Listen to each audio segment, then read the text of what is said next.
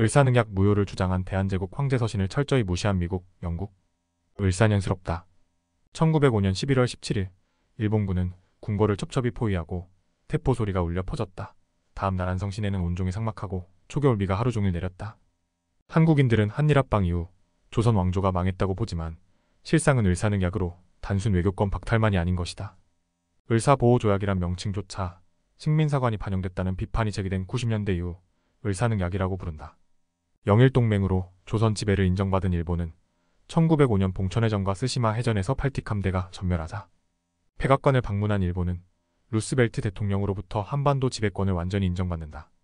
이미 일본을 보호국화하기로 결정한 일본 내각은 1905년 11월 9일 특명정권대사로 이토 히로부미를 한성으로 급파한다.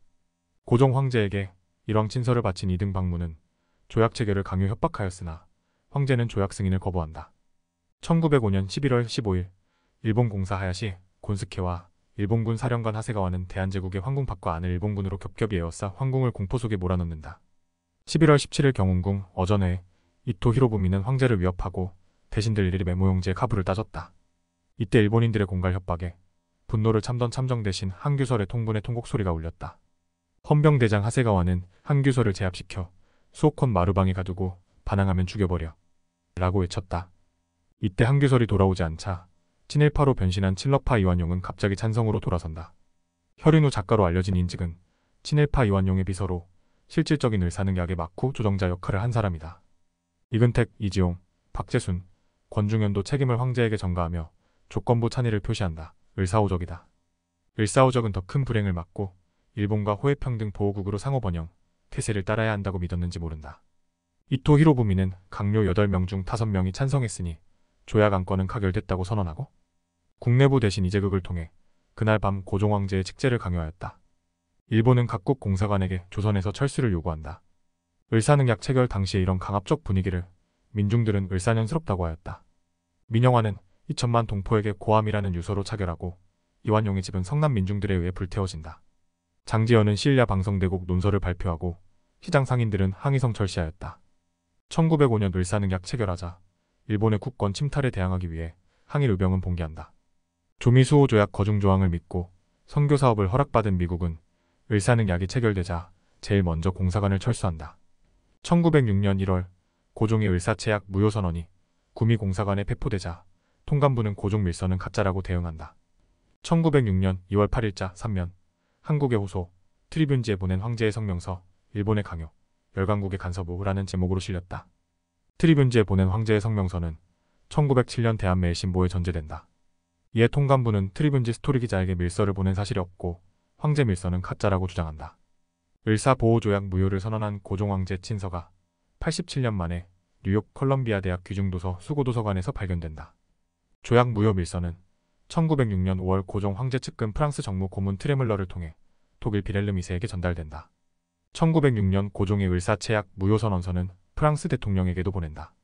미국은 고종이 보낸 헐버트 특사 접견을 거부하며 을사늑약이 무효임을 알리는 고종의 밀서 외교는 실패한다. 1907년 고종은 헤이그 밀사의 위종, 이준, 이상설에게 황제 위임장을 준다. 헤이그 밀사의 위종은 더 스포켄 프레스 인터뷰에서 우린 절대로 일본에게 고개를 숙이지 않을 것이다. 헤이그 밀사 사건으로 고종은 강제 퇴위당한다. 을사늑약 무효 논쟁. 을사늑약은 국가 간 조약으로서 국제법상 인정되지 않는다. 첫 번째, 국가 간 조약의 제목이 아예 없다. 두 번째, 문서 조작을 막기 위한 봉인이 없다. 끈으로 묶어놓음. 세 번째, 고종의 조약 승인 서명, 도장이 없다. 네 번째, 협박하에 조약 체결 과정이 부당하다. 다섯 번째, 국제적으로 조약의 부당성이 인정되었다. 광복 후 을사늑약의 부당함에 대한 최초의 문제 제기는 1951년 유진호 총장의 대일 강화 조약안의 재검토였다. 1906년 국제법학자 프랑시스 레이는 국제법 지위에서 강제에 의한 을사조약은 무효라고 주장한다. 1935년 국제연맹은 을사늑약을 조약법에 관한 보고서에서 역사상 효력이 없는 조약 3개 중 하나로 꼽았다. 당시 국제연맹은 일리노이 주립대 제임스 가너 교수와 하버드 법대 멜리 허드슨 교수는 하버드 보고서 제출한다. 1963년 UN 국제법위원회 ILC 보고서에서 강제나 협박에 의한 조약의 비준, 승인, 수용은 모두 무효로 반영된다. 하버드 보고서가 선정한 무효인 조약은 첫째, 1773년 러시아 군인이 폴란드 분할을 위해 의회를 포위하고 강요한 조약. 둘째, 1905년 일본의 정권 대신이 군인의 도움을 받아 대한제국 황제와 대신을 위협해 승인을 받은 조약. 셋째, 1915년 미군이 IT 의회를 점령한 가운데 미국 정부가 승인을 받으려 한 조약이다. 1992년 서울대 이태진 교수는 을사늑약 원문에 조약의 명칭이 빠져있고 황제 비준에 관한 문서가 없음을 발견한다. 1993년 미국 컬럼비아대 귀중본 도서관에서 고종이 헐버트를 통해 9개국 국가원수들에게 을사늑약이 원천 무효임을 알린 영문 친서가 발견됐다.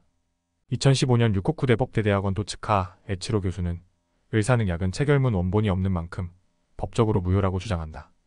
1965년 한일기 본조약에서 을사조약을 포함 대한제국과 일본이 체결한 모든 조약 및 협정이 무효임을 확인한다. 일본은 조선이 해방되어 이미 올레디 무효이므로 무효라는 궤변으로 한반도 강탈에 대해 사과하지 않았다. 사토 수상은 을사보호조약은 합법이라고 주장한다. 아직도 토착 왜고들은 일본의 선의를 믿자고 선동한다.